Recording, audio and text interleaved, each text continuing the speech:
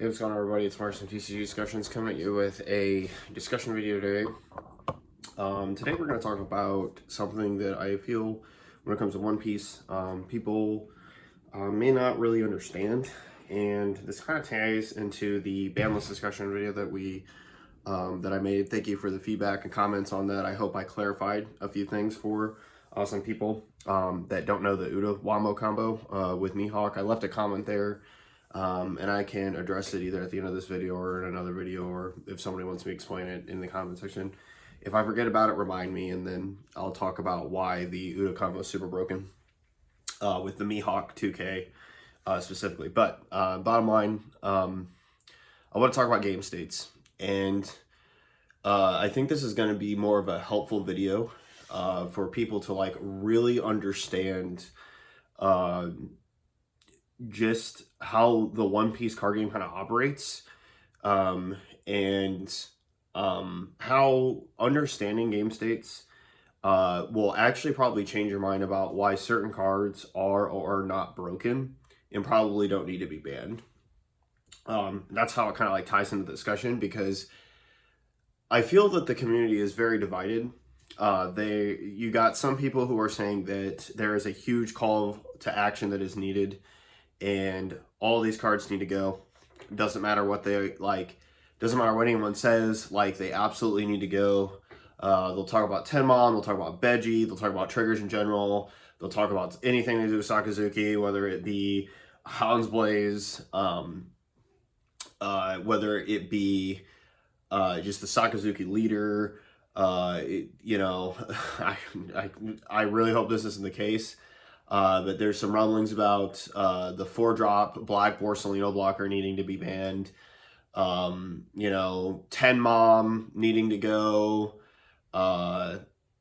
And yeah, I mean, just basically anything to do with Sakazuki. Got Rebecca, Rob Lucci, like these usual suspects of cards that need to go or get reduced. And I want to talk about every single card that I just mentioned, because I talked a little bit about each of them probably already in my ban list video. But I want to talk about game states, so like you really need to understand how crazy it is to kind of like complain about certain cards. So let's talk about Beji. I think like Beji is like a really good card to kind of discuss game states about. So when I talk about game states, I'm talking about where is the game at? What is the state of the game, right? Where are we? Okay, so if you're on your second turn, 3 Dawn, 4 Dawn, and you don't have anything on the board, okay, and you swing into a yellow player's life, like my friend did last night when we were playing. I was playing Katakuri, and he was playing Purple Yellow Croc. And he swings into my life, and the trigger was Beji, right? So, you know, do I activate Beji in this situation? No, right? Because there's nothing to stun when he swung 8 with just his leader into my life. And this Beji trigger, right, that everybody says is a card needs banned, just turned into a 2K in my hand. Like any other 2K, if it wasn't Beji at all, if it was like a Sanji or a Strusen or whatever, right? It just went straight to my hand, okay? So when we talk about game states, right, that is a game state where an incredibly broken card doesn't impact the game at all. Right? It is easily the best 2K in yellow, and people argue that it is the best trigger in the game. Best 2K in the game, okay? But there are multiple game states where triggering it is terrible. When it's the final attack and it's triggered and it doesn't do anything. When your opponent plays around it, right? They swing with the most important card first that you'd want to stop, and the only thing that's left is like a 2K Shura to hit with Beji, right? And in a way, I'm kind of explaining how you play around this card and we'll kind of get to that a little bit later.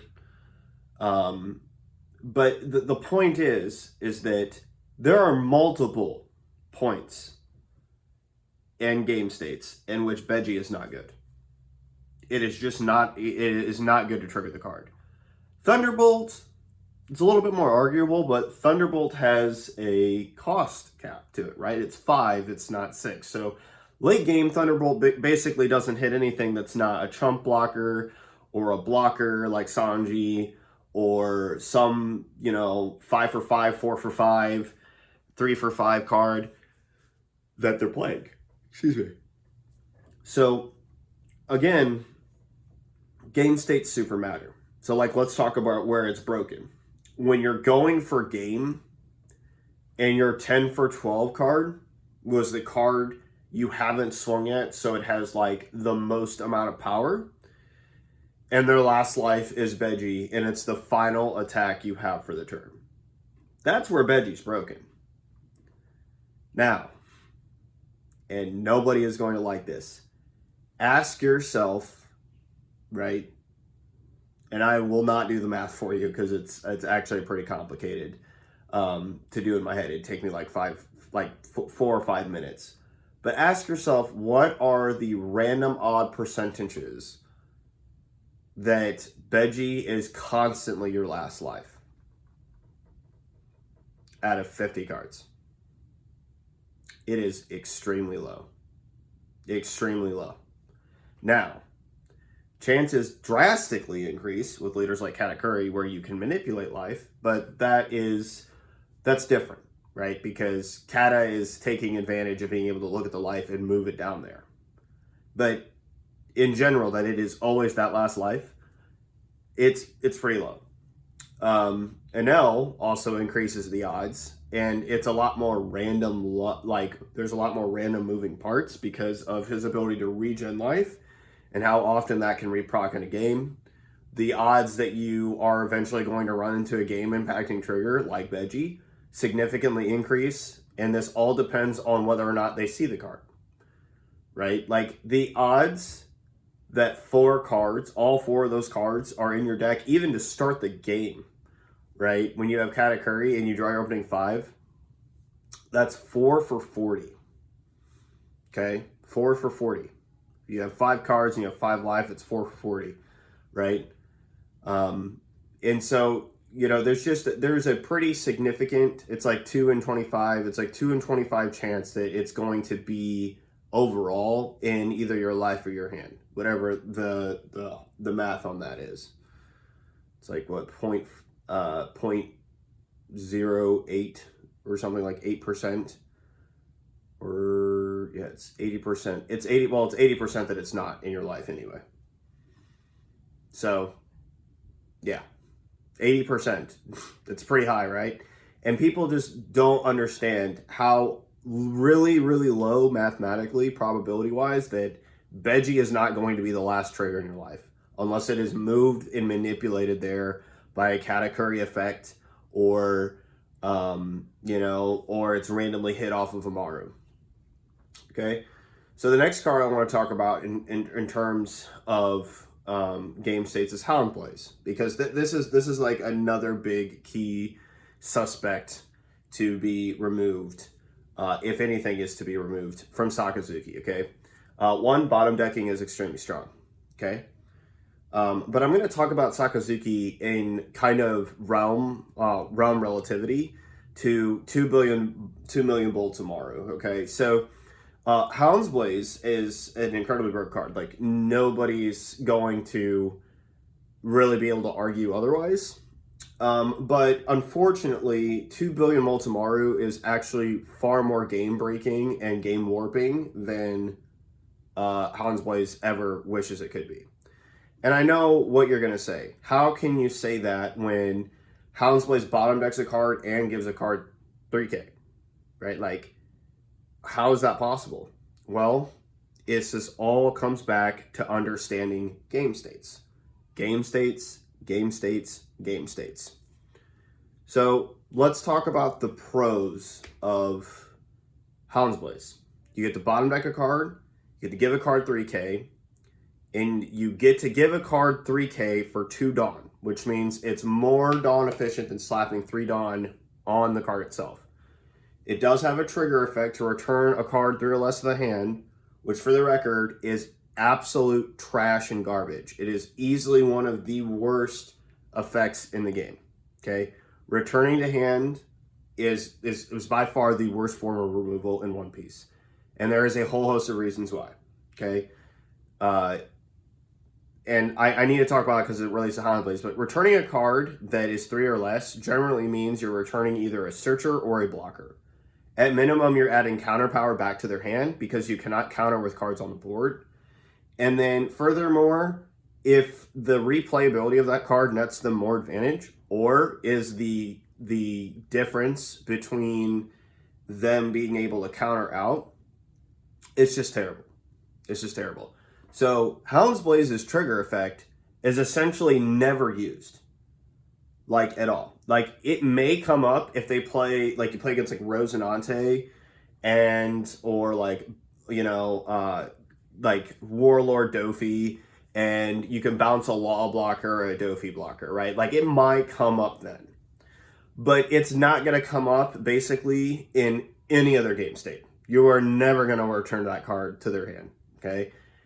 And for all the reasons why I explained before, that effect specifically, you're returning a card that is essentially going to net them either more advantage, give them the same situation you were future, and give them counter back. Now let's talk about returning high cost cards, right? Same thing. Even if Hound's Blaze could bounce higher cost cards, it would still be terrible. High cost cards provide basically like game swinging effects. Like returning 10 Mom to the hand, like let's say that there was a 10 for 10, like the Kaido, right? Like the 10 for 12 Kaido that bounces an 8 cost and a 3 cost to the hand. Do you realize why that card is never played in anything, despite the fact that it removes 2 bodies off the board? It is because bouncing them to hand is awful. Like, for starters, like let's say you bounce a Katakuri back to their hand. What did you just do? You gave them another card that is going to allow them to put another one of their cards back into life. If not himself, or remove one of your cards and put it into life. Okay? If you bounce a 10 Mom back to hand, you spent 10 Dawn to bounce a 10 Mom back to hand, right? Like, let's just say that it could do that, right? What did you just do? You bounced 10 Mom back to hand in order for them to basically, you spent your entire turn bouncing that card to hand just to allow them to replay and crit one of your life and gain another. You spent your whole turn just allowing them to do that again, right? And that's why bouncing is just terrible. And why bottom decking, right, as a form of removal for blue, I believe is actually necessary for the game. Because another caveat to this conversation is that black, right, in Borsalino blocker is one of the chief criminals in this case, but it's fair that he's a chief criminal because he's a freaking admiral, right? Obviously he deserves to have powerful effects, but I mean, him being a blocker that can't be KO'd is extremely serious because every other color's removal outside of blue and Katakuri, right?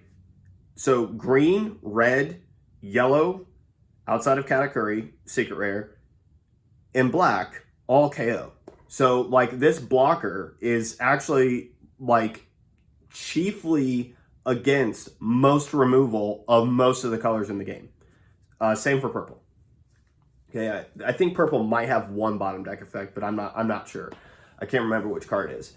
But all that to say, right, bottom decking is extremely necessary. Now, whether or not it should be given in tandem with, you know, blue-black combinations, like, because black is all about reducing cost and blue is all about bottom decking or bouncing the hand based off that cost, yeah, I can see why it's a very potent combination. It's also why red-black is a terrible combination because black as a support color to red or red as a support color to black, they don't work together because red is always about reducing power and black is about KOing based off power, and red is primarily about reducing that power. So Oh, I said that wrong. Black is about reducing on cost and KOing on cost, and red's about KOing on power and reducing power. So they don't intersect. Whereas with blue, it's about the removal having to do purely with cost. So there's overlap. Like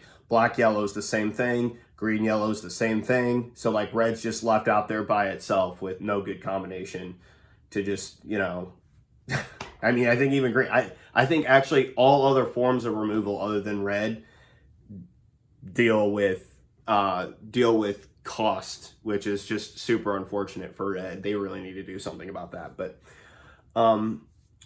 back to Houndsblaze, right? And this is a real roundabout way, and it's really important for you to understand everything I just said. Because in the game state, Houndblaze is not a good finisher, okay? It's only good if you're trying to pump up a card or you have removed a blocker in the process. But the problem with removing a blocker in the process per se is that Houndsblaze is always generally dependent on other cards. It's not dependent on how good the card is by itself. So Houndblaze by itself is not a good card. It is just not going to get the job done, right? Even with the Sakazuki leader, the only thing that you are bottom decking that would be monumental to remove out of your way as a blocker is Brule, Boa Hancock, Trafalgar Law, Chopper, Capone Gang Beige blockers, okay? Blockers like that are like the only thing that has that Houndsblaze has any true game state impact on. Without it, it needs either the leader effect, and for the record, with the Brule and the Boa Hancock, the free play blockers, I'm giving the leader swing a chance to like influence the Houndsblaze. Otherwise, again, you still need another card. You're gonna need the Great Eruption. You're gonna need the Kuzan. You're gonna need, you know, the Hina, the Rebecca Hina. You're gonna need the Shigi Suru. You're gonna need something to reduce what's on the board to be able to then handle it with the Houndsblaze or any high cost card that you want to remove, right? You're going to need the Ice Age. You're going to need the 10-drop Kuzan, if that's the list that you're deciding to play, to then reduce the cost of the card so that you can then clap back with this Houndsblaze. So this idea that Houndsblaze by itself is just a super broken card in the late game, or that it's busted because it makes Brenu a 6K a couple times in the game, it's nonsense. Now, I also realize that it doesn't just make Brenu a 6K, it makes like Lucia 9K, it makes Hina an 8K, it makes your blue Hina a 7K. I get all that. But that's still not even remotely close to how good Amaru is, okay? Amaru versus Houndblaze are not in the same conversation, okay? And this is something that like people like just don't understand. If you want to talk about game states, right? If you understand game states, if you understand the chief principles behind how you approach crafting an endgame, okay? Amaru versus Houndsblaze, and this, I am dead serious about this. They are not even in the same tier. Like, Amaru is an S tier card, and Houndblaze is maybe B+, A- at best. Okay? Here's why. There is no weakness to Amaru, other than you need to be at 1 life. Okay?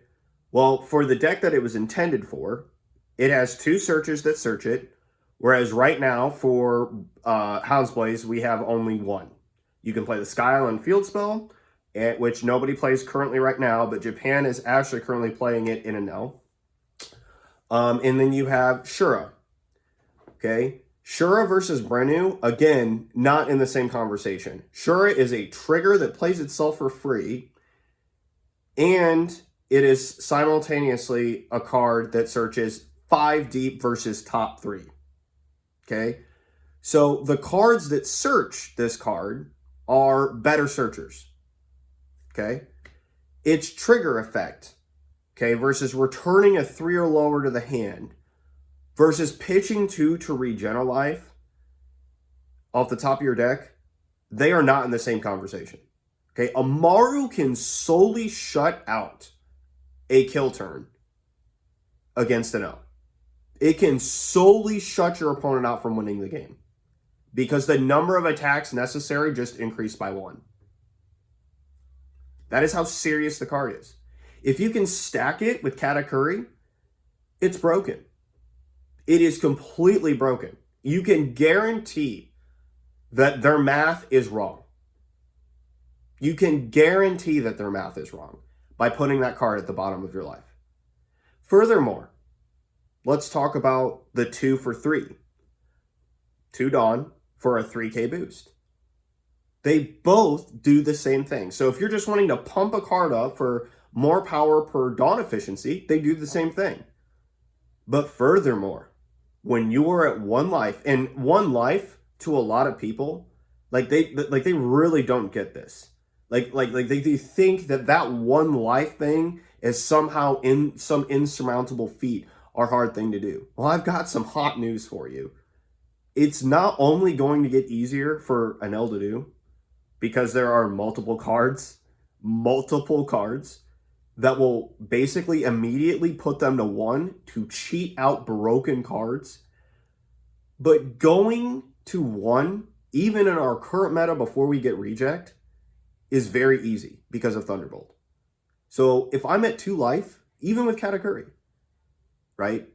Thunderbolt plus Amaru is one of the most deadly and potent combinations of cards to exist in the game. Okay? To point this out to you, the only protection Thunderbolt versus Amaru provides in the Sakazuki matchup is that Sabo is played and protecting the other blocker, primarily probably Rebecca. That probably added the Sabo to hand to play it. Okay? That is it. And even then, one of your blockers is still getting moved because of Amaru. Okay? Now, let's say Sabo is passed. Or you have Borsalino and Borsalino or Rebecca on the board. Well, Thunderbolt Amaru or double Amaru just rests both of them or KOs the Rebecca and then rests the Borsalino. And so now your opponent is easily able to get in at your life. And whether you're at 0 or not, depending on the board state, you are just dead. You are absolutely dead. Sure, like Jonas Abraham, game 1 of our Nats finals, turned Ashura into an 8k swing while resting both of his opponent's blockers after digging 10 deep to do so. People don't understand how broken this card is. It is a card that allows you to regen life, which yellow doesn't care about pitching dead cards out of hand to get that life back. Why? It is a potential trigger. They aren't dying. And if it is an impactful trigger and they're not dying, you're probably losing. And they know that, right? The other thing is that when it comes to ending a game, Hound's Blaze requires other cards. Amaru just requires that you be at 1 life, which your opponent is trying to most of the time, unless they're playing Nami, they are actively trying to do so. So this idea that Hound's Blaze is just some super broken card, right? I can find lots of weaknesses with Hound's Blaze. I find almost no weakness other than you needing to be at 1 life and you're like, oh, well, you're almost dead. Well, that's kind of the point of the game, right? Your opponent is eventually going to put you in the position to use the card. If you don't have some effect that does it for yourself, see Thunderbolt, right? And while yellow, like Katakuri, for example, is trying to maintain a high life, like Enel, maintain a high life, and just basically say, here's my wall of life, give me more cards, and you can't do anything about it.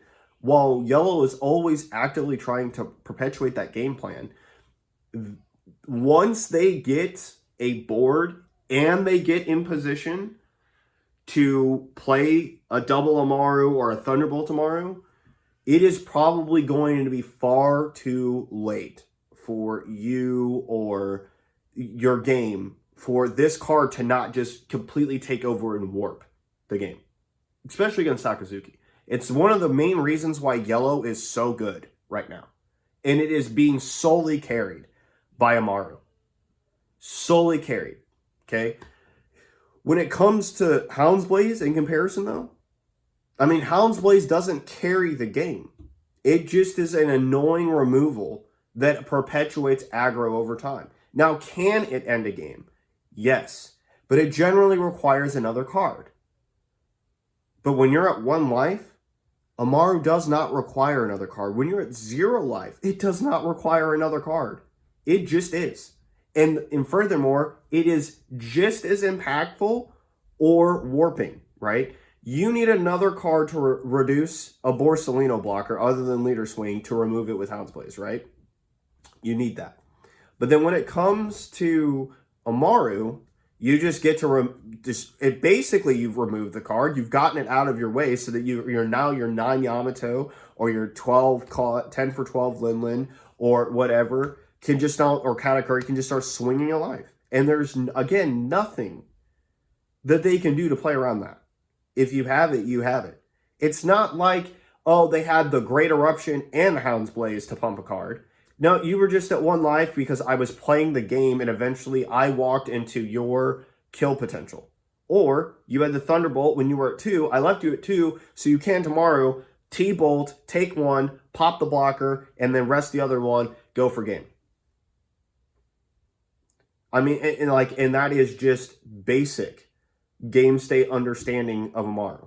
If you ask me, Hound's Blaze is, this is how broken Hound's Blaze, this is why Hound's Blaze at best is a B+ to A- card.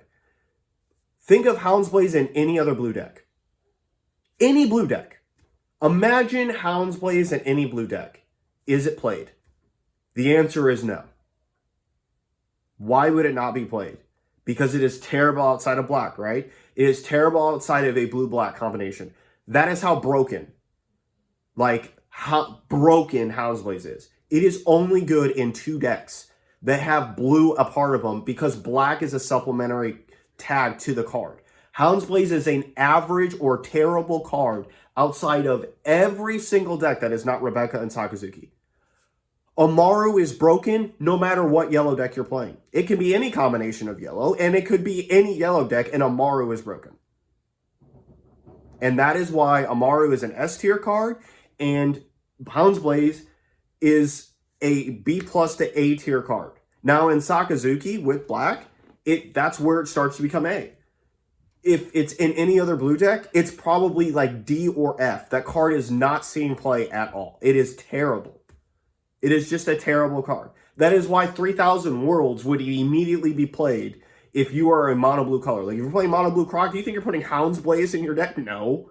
You think you're playing it in blue Dofi? No. You think you're going to play it in blue purple Kaido? No. You think red blue Vivi? No. You're not going to play that because the card is terrible outside of the black reduction. And even with that, its trigger is basically useless. Furthermore, the card itself just does not have any functionality by itself. It doesn't do much of anything. And furthermore, it requires generally another card. So again, but when we look at Amaru, there is no point at any time with any other combination of yellow that it is not a broken card. And that is understanding game states, right? If you understand these kinds, and I keep harping on it, if you just understand the card, you would slowly begin to realize that there are a lot of complaints about what is going on with the ban list that just are not, it's not real. It's literally not real. It's not real that you are going to complain about Hound's Blaze and not want Amaru banned. There's just no way that those two kinds of ideas are not in complete paradox or conflict with each other. One of them is extremely more broken than the other. One of them is relevant in life or in hand, no matter what, right? And if it's not relevant immediately in hand, you will save that puppy or pitch it off some other effect that you're going to get off a trigger anyway, because at worst, Amaru is discard fodder for a trigger. That's the worst Amaru is. The best is that it is easily one of the strongest triggers or best forms of blocker removal and getting it out of the way in the game. I just don't know what to say other than that. There's no other way to paint it. And like people just really don't like grasp these kinds of concepts because they don't want to understand the states of games and like what these cards do to impact it. Like let's talk about 12 cost Linlen. Okay, understanding game states. 12 cost Linlen is a card that you are either, when you play it, okay, unless you are sitting down against a deck that can consistently regenerate life. It is a card that when you play it, you have either sealed your fate to lose or you are probably already winning and you shouldn't play the card anyway. Now, against grind decks that like to regen life, Queen, Anel, Katakuri, Yellow Purple Croc. 12 Mom is insane. 12 Mom, like 10 for 12 Mom is nuts. Because of the fact that there is a 2-life trade. So you lost a life, I gained a life. So there's a 2-life swing. And now all your big beaters get cracked back at by this 10 for 12 cost. It just becomes a giant beat stick. So I gain a card in hand eventually. You lose a card in hand, or a card that you're denied access to a card that you would have got. And that could definitely influence the game. Like if you put a card in their life with Katakuri, place it at the top, and then next turn follow it up with Linlen, could be pretty broken, right? But game states. Do you really think if Zoro has turned all of his cards sideways, all 5 of them sideways at 9 Dawn, that you have time to play a 10 cost Linlen? No. No. I'll answer it for you. You don't. You can't. You have to focus on board control. Hopefully you have other cards that can swing at those bodies because you're going to probably die. Even if you take one of their life and add one of yours. It won't matter if 5 cards start swinging for 6. I don't care how many 2Ks Katakuri has. It's not working. Okay? Do you think that you can get away with that against Sakazuki? When they have blockers that literally are just immune to your removal? If they play like Sabo to protect the whole board?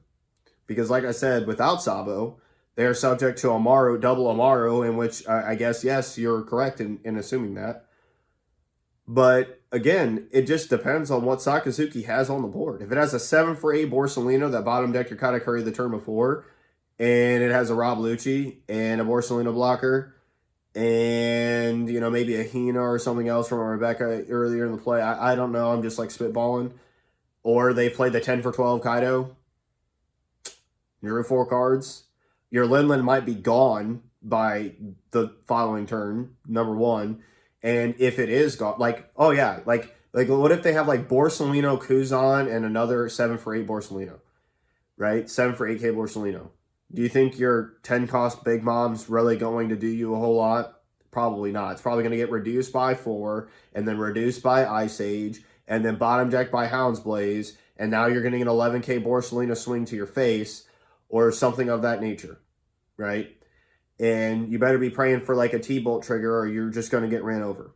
You think Uda gives a crap about 10 for 12 Big Mom when she literally draws 2 to 3 cards a turn, draws for turn, draws for leader swing, whatever life you've given them, and then they just spam the board full of blockers because of 7 Luffy?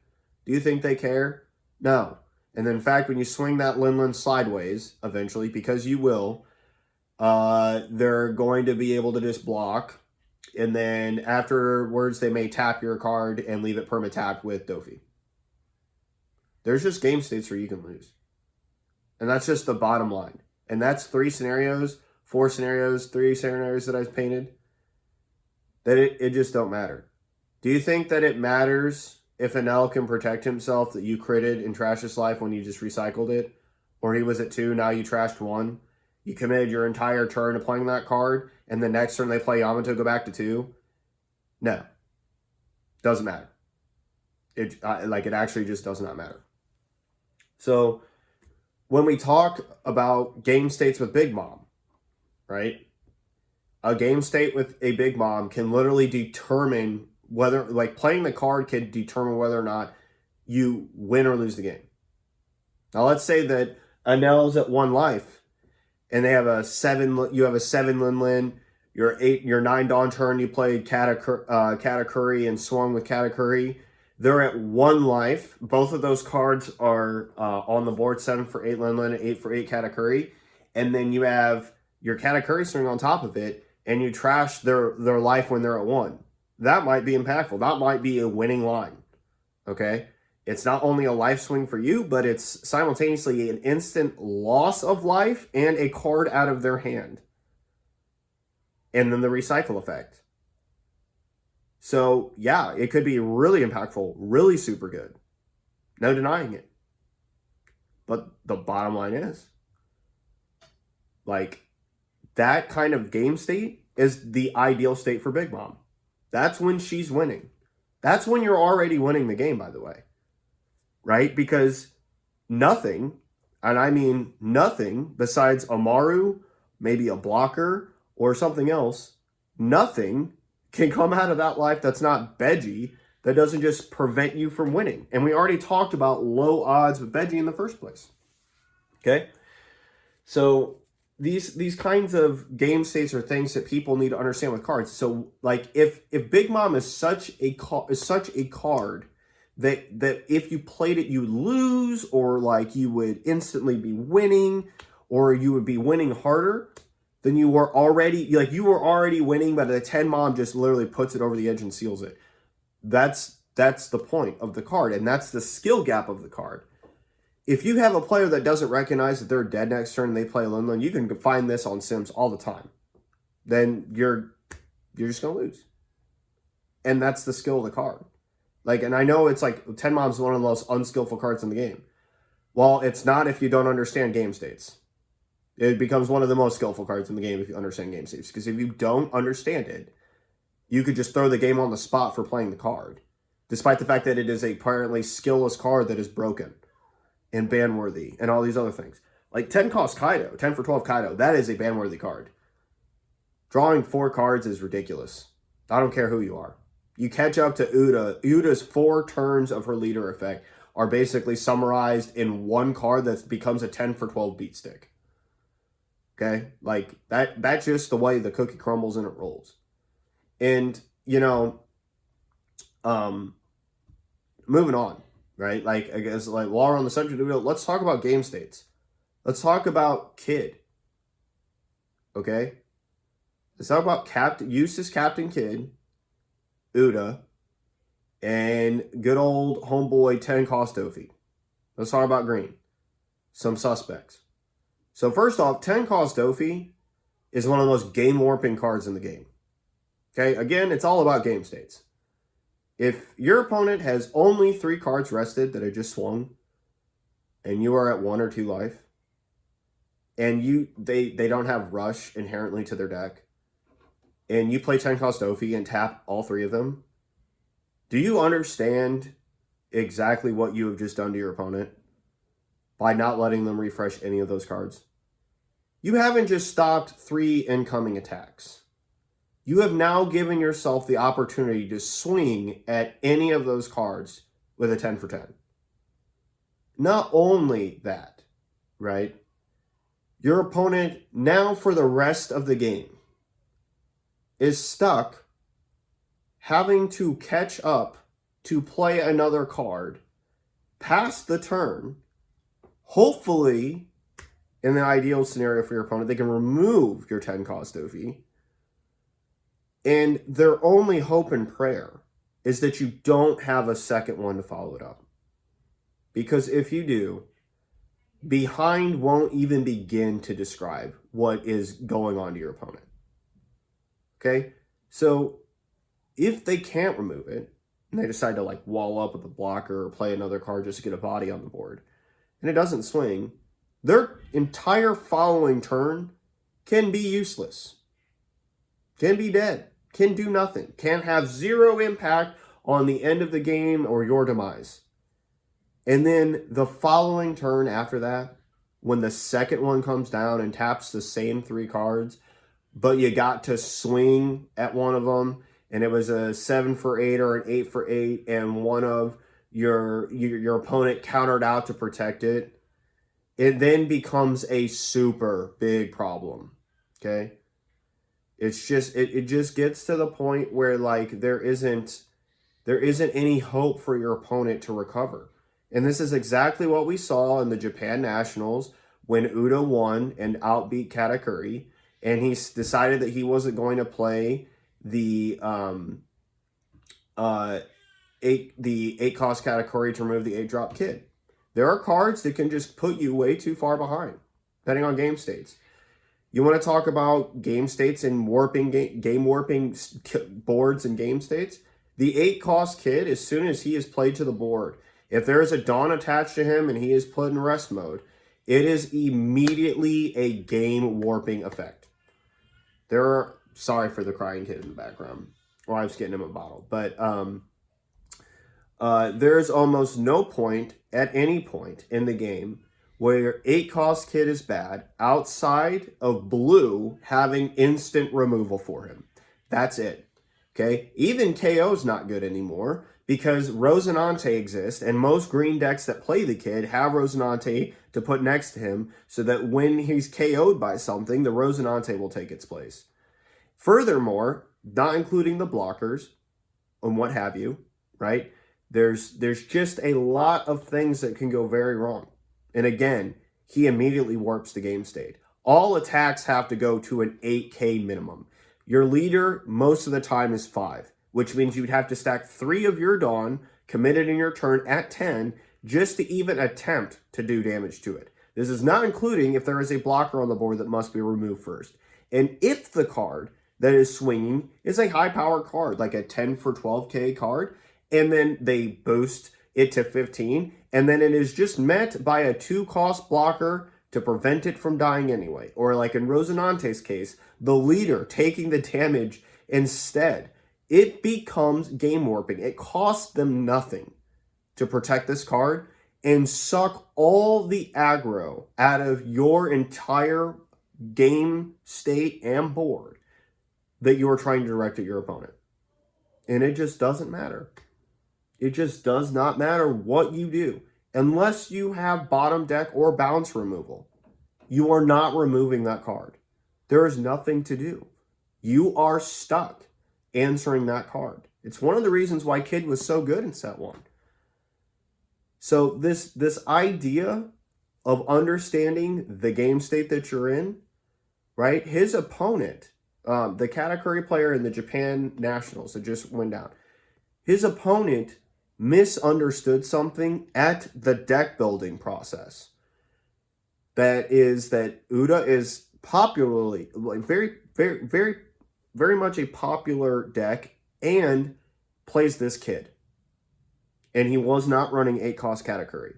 And as soon as 8-cost Katakuri came down, when his opponent went to 0 life, and the Uda player does go to 0 life, and he perfectly understands the game state. My opponent does not have removal for this card. Furthermore, I have established 7-drop Luffy and Uda blocker, and I have more blockers to back it up. There's nothing he can do. There was nothing he could do. It didn't matter anymore. It just doesn't matter. And that is understanding the game state. The Uda player knew he could go to 0. He knew he could go to 0 and it did not matter. That is how that is true understanding. Okay? I was playing in an Uda event recently, speaking of Uda, and one of my players that I was playing against, I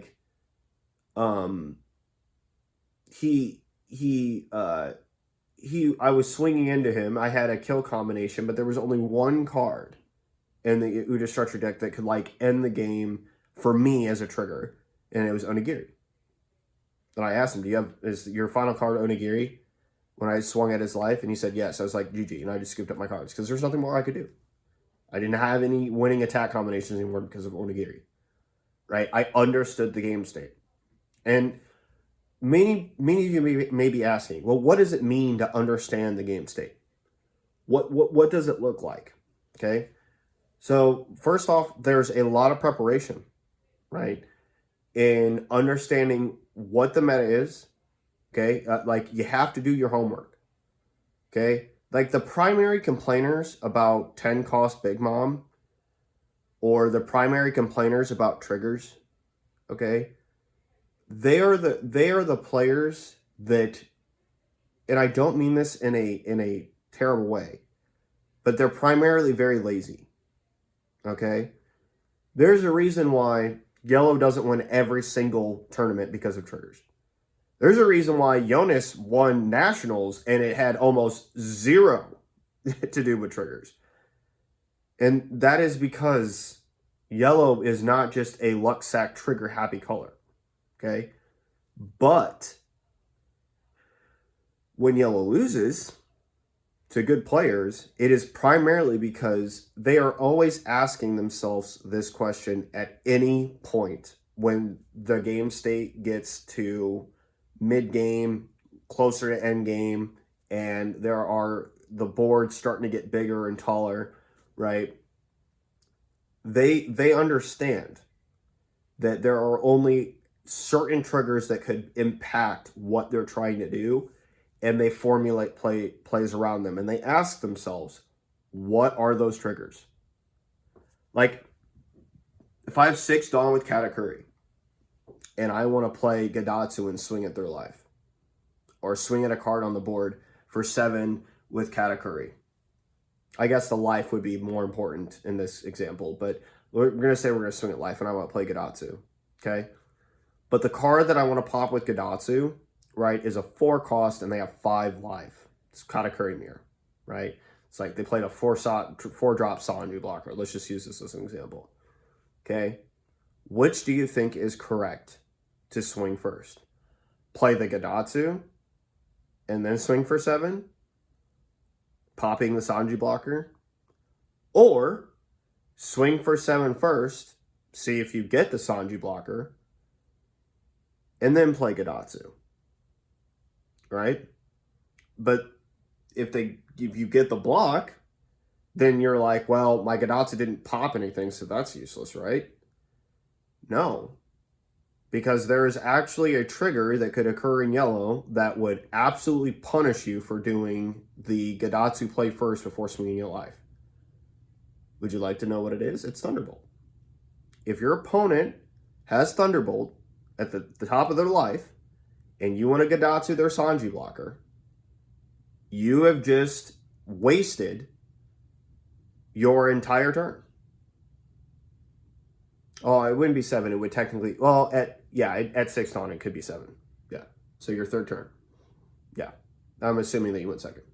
So you trying to swing 7 at their life, okay? And then playing the Gadatsu.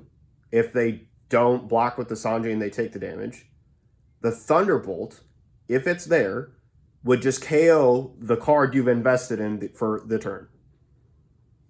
And that is how you understand game states and work around triggers, right? What I want to do is play Gadatsu to pop that Sanji. If I swing 7 and get the Sanji anyway, I might play like a Shirahoshi or something else, maybe a Sanji of my own. And it might become less Dawn efficient, or like my Dawn isn't used as much. But the odds that at 5 life, my opponent is going to take that over just using the Sanji block immediately is pretty high. Because you have to think, right, if they're at 5 life and they play a Sanji blocker, but they're just planning on using it on the first leader swing that you produce for them, it's probably pretty bad. It's probably a pretty bad state. Okay? And, okay, I'm not going to say it's probably pretty bad. It's a terrible play. That is a terrible play. You make them remove the Sanji with a card. You don't just give it to them for free. But it's like, well, if I block first and protect the life, then Gadatsu has nothing to pop. And that might be a way that you play around that, right? But and that's a totally fair line of thinking. I'm not going to question it.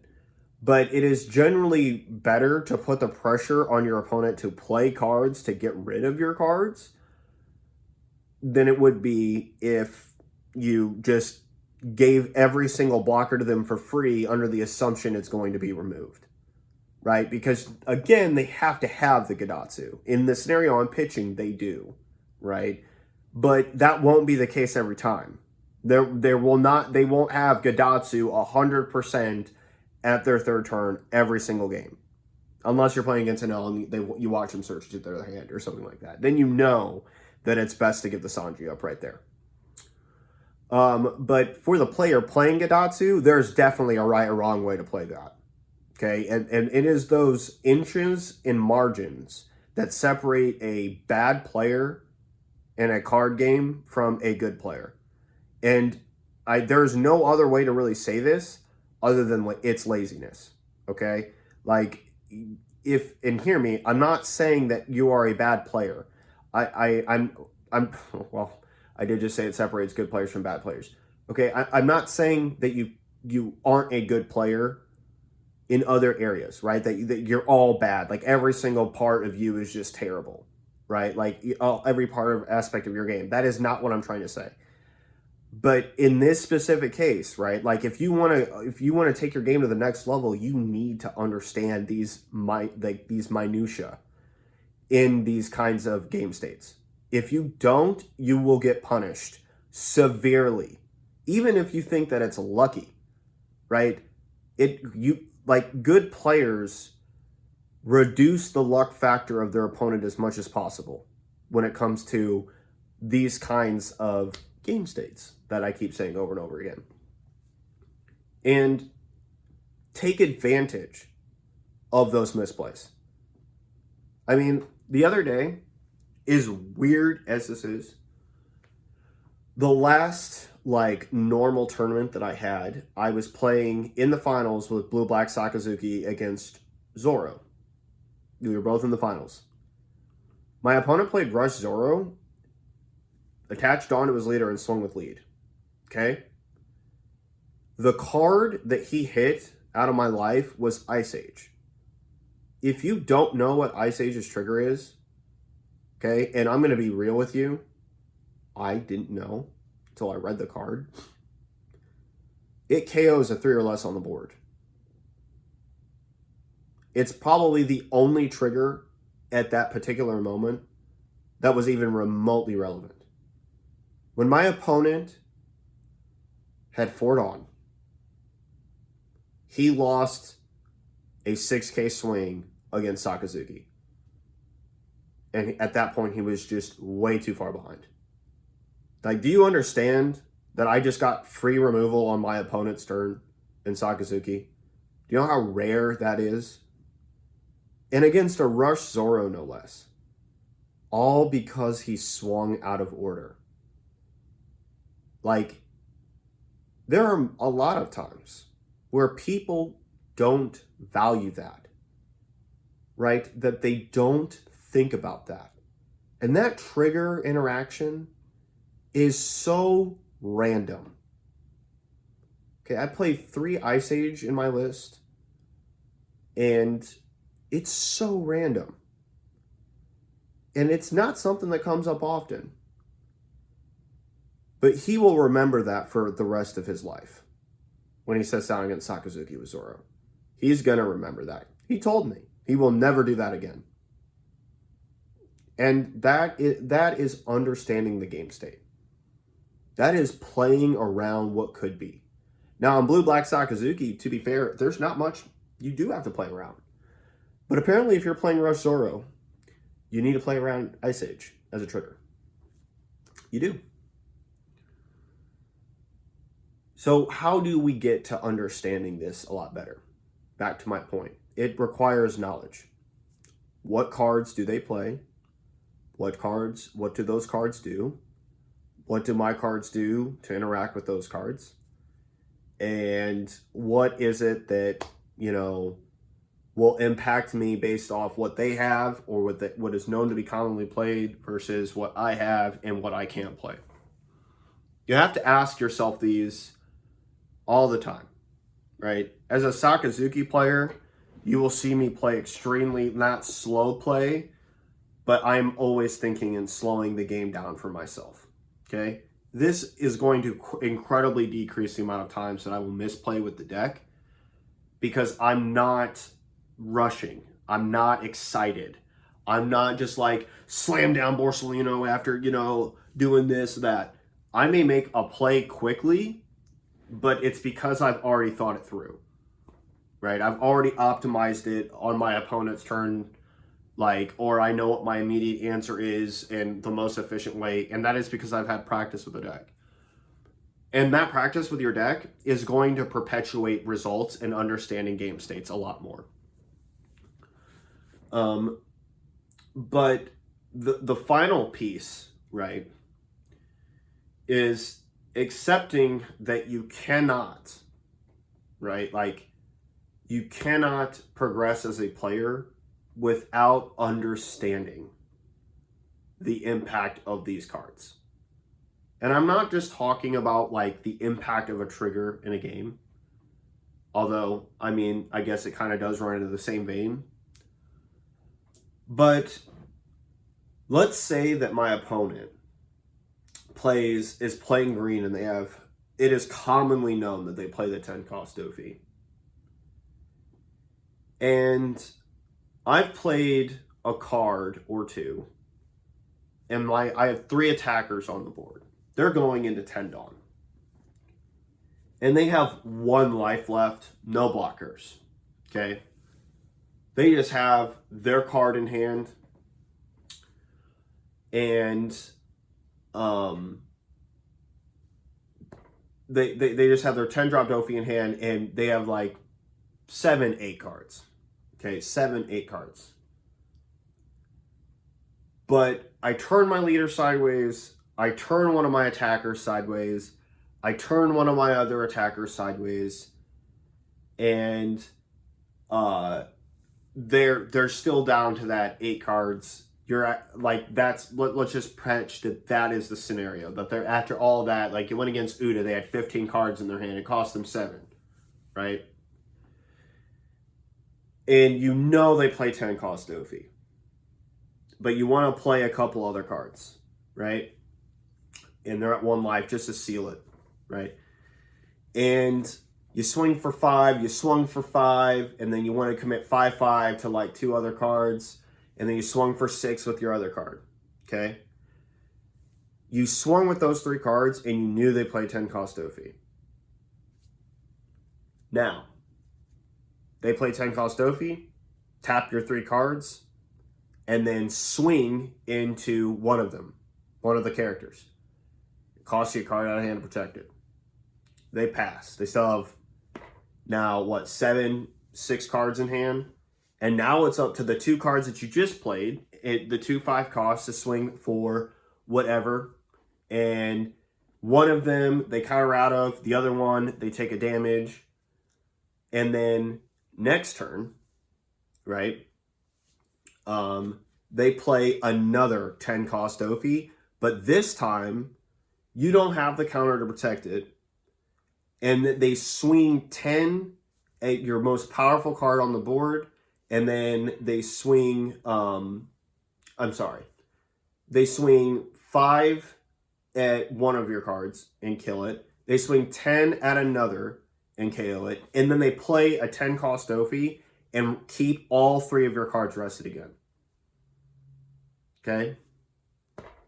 And now you're kind of shot in the water, right? Now you need another attacker on the board. But now it might be too late. It just might be too late. And I put that scenario and played it out a couple turns just so that you could understand what it would look like had you not attacked at all. At the very beginning. They have 10, 15 cards in hand. You're trying to craft a kill turn. They have 1 life left. You have 3 attacks and then 2 cards that you're planning on playing. And then you just tap all your Dawn, play the 2 cards, and don't swing with anything. Now, 10-cost Dofi is awful. There's no way they can play the card. There is no scenario in which tapping 10 Dawn for that is going to get them anywhere. In fact, it's only going to probably get them ended on the spot.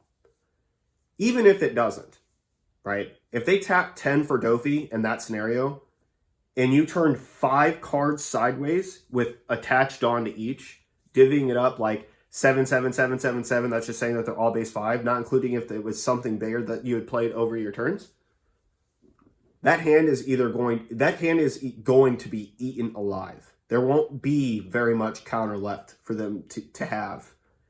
And the following subsequent turn, they go to play Ten-Cost Dofi again.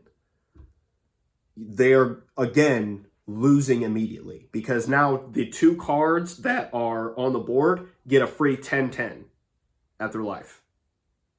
Okay? And understanding the game state 2 turns before was the difference between you being in a absolute winning scenario, there is nothing to do because I did not attack, versus absolute winning scenario because you did not attack, versus I actually lost by trying to be aggressive against my opponent. That is understanding the game states and the differences, right? Like understanding that Ten-Cost Dofi is a thing in their deck can be the difference between you winning that game and losing that game. Same thing with Big Mom. I painted scenarios earlier for that too. And like, when we look at One Piece, right, the simplicity of it is probably an attractive point, but the mathing, the attacking, being aggressive when not to be aggressive, the effects that we have and how we optimize and use them, that is the true beauty of the game. And it is ensconced in this game state understanding. And if you do want to take your game to the next level, you have to be able to project that into the future. You have to be able to understand it. Like, for example, and there's times where it can bite you in the butt, right? There's times where you need to make your opponent prove it, okay? I'll give you an example for this, and this will be my last one, and then we'll hop off. But the Katakuri player that just won a Treasure Cup bluffed that he had Beji in his life by putting the top card in his life at the beginning of the game at the bottom of it. The card he put at the bottom of his life was 7 for 8k Linlin that makes your opponent choose which one. And his opponent, when he got down to his last life, assumed it was Beji because he had moved it to the bottom earlier in the game. Okay? So how do you play around that? What is the best way for you to play around that? Swing with your high cost cards first. Then make them, right? Make them have to hit a weaker card. And you go as wide as possible. That's how you get around that. That's how you win. And his opponent didn't have faith. Thought that if he had swung with the card on the board that it was, and it was the Uda leader, that he would, and the Uda leader was hit by the Beji, that he would just auto lose. So he didn't play around it. Or he didn't play into it properly, and then he lost. All because his opponent put a card from the top of their life to the bottom. But his opponent had a winning line. And is there a way to force the winning line? Absolutely. Abso-stinking-lutely. The Los Angeles Regional, where it was the Los Angeles Regional where Enel got its first major win, 500-person tournament here in the United States. His opponent playing Purple Luffy had a winning line. He didn't see it. He rushed. He said that he rushed. He was tired and fatigued from playing all day. I get that. And he messed up and misstepped. But he had a winning line. It involved attacking the 7-cost Enel and basically remove it from the board, and his opponent couldn't kill him on the crack. Or his opponent would trash a life, which was an impactful trigger. I think it was a Beji that just stopped it on the spot. And if his opponent would have sacked the life to save the Enel, he wouldn't have had the power to crack back at him with the Beji. So, I mean, it was a literal winning line. Like, his 9 for 10 rush Kaido would have popped basically either gotten a free attack into the NL, which he would have to then protect it with his by sacking his life, which would cancel the veggie. And then furthermore, he would have then that, or he would have lost the attacker that would have done him in the end. So, and then he would have got a crack back again to be able to win the game regardless of the veggie. So that, again, it's about understanding game states. And when you understand these game states, you start to realize what are broken cards and what are not broken cards. You start to understand the difference between a card that deserves to be banned and a card that's not deserved to be banned. Like, for example, Sakazuki does not warp the game state by being on the board. Enel does, right? He's a leader that inherently increases the attacks by 2 necessary after you get down to 1 life. You need a minimum of 3 swings produced on the board to get an Enel. That's not including counter triggers, everything else involved. Okay? That warps the game state right away. Sakazuki doesn't do that. He filters a card, which is good for him, and then he just minuses the cost of a card on 1 swing. Ishio, for a Dawn, minuses the entire board 1. That is way more warping to the game state than Sakazuki's is. The only difference is that Sakazuki gets to filter a card. If Ishio could filter a card, Ishio would be probably way better. I don't know. Blue's got bottom deck removal, so maybe not. But the bottom line is that, like, it's about understanding these things. And yet Ishio sees no play for very good reasons. But, like, he still doesn't see any play. So that's pretty much it. In summary, you got to understand the cards. You got to understand your cards in relation to those cards. You got to understand your opponent's deck. And you got to know, right, and ask yourself specific questions, right? Like, what's going to happen? What could happen? What could I not be thinking about that I need to play into? Or what do I need to consider? Furthermore, right, you need to take the time to understand these things. Like, if you don't, you're just going to be continuously hindered, and it'll affect your opinion on what is actually broken versus what is not. And when it comes to this ban list discussion, nonsense going around, I hope this video gives you some clarification about not overhyping certain things and seeing things like from a real rational perspective when it comes to affecting like the actual game. And I hope that this video is helpful for you to understand game states and kind of what you need to do. If you have any questions, please leave them down in the comment section down below as always. And I will definitely see you guys next time. I'm going to be reading some deck profiles soon. So that's going to be it for me. I'm signing off. And this is Marcus from TCG Discussions. I will talk to you next time. Laters.